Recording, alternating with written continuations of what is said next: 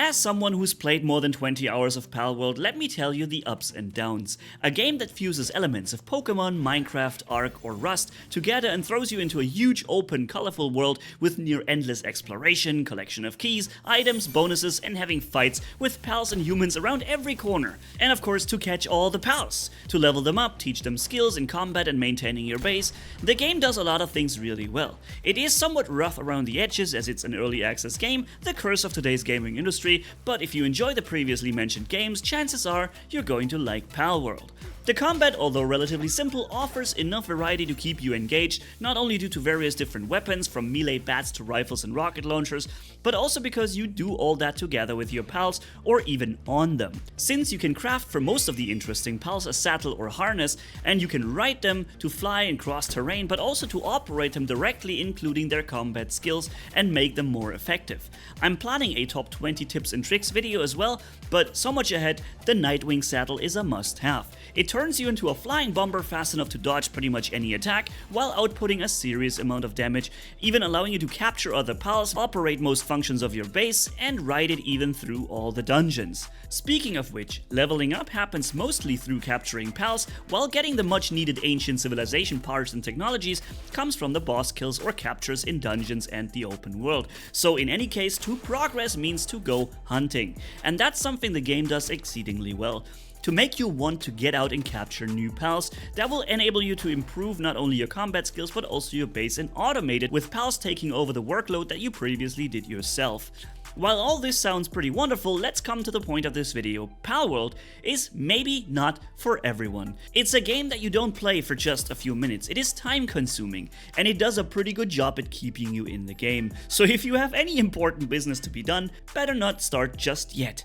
The time is on your side because the game is far from being finished. As of this moment, there is no relaxing elevator music running while exploring, your pals will often get stuck somewhere, combat does feel a bit wonky, and the endgame content still needs some extra love from the developers. They have provided a roadmap of what they want to implement, but those things take time, so don't expect the perfect game. The world is not randomly generated, it's the same for everyone, which makes it very rich in detail in different locations, but in turn and time probably lack the replayability that Minecraft brings, for example. There are wandering merchants, settlements and black marketeers to find and trade with, mining sites to set up second bases on, and loads of differently challenging areas and creatures to discover. In my 20 hours I have only seen a fraction of all the animals and areas and technologies to unlock, but I also feel that the motivation to keep going is not quite the same as before, so depending on your own playstyle, it could be possible that you experience a similar engagement curve like me, where it seems to be slowing down a bit and you find yourself more motivated to make a video about it than actually play.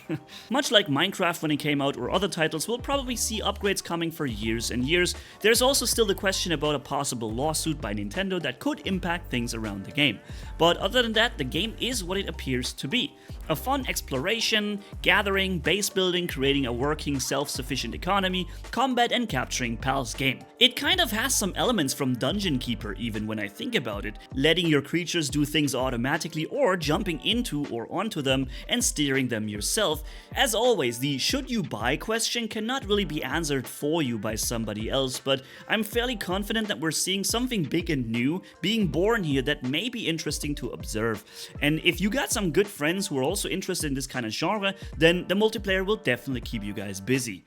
I would recommend buying it on the PC, by the way, rather than on consoles, as it runs far better and has the latest updates always included, whereas the Xbox, for example, is always a bit behind with fixes and updates and also looks a lot less refined. So is the game worth the 20 or 30 bucks that it's asking? Given the fact that I have spent a lot more for games I had less time of playing with, I personally believe so. I think the game could become worth of this kind of money, but only if the game developers actually keep up their word and deliver all these updates. And of course, if this whole thing doesn't get shut down by Nintendo, something that I don't think will be happening, but well, we can't really see into the future just yet. Tell me what you think about all of this in the comment section down below, and of course subscribe to the channel if you liked this video and want to see more of them. See you around. Manni Gaming signing off. Bye bye.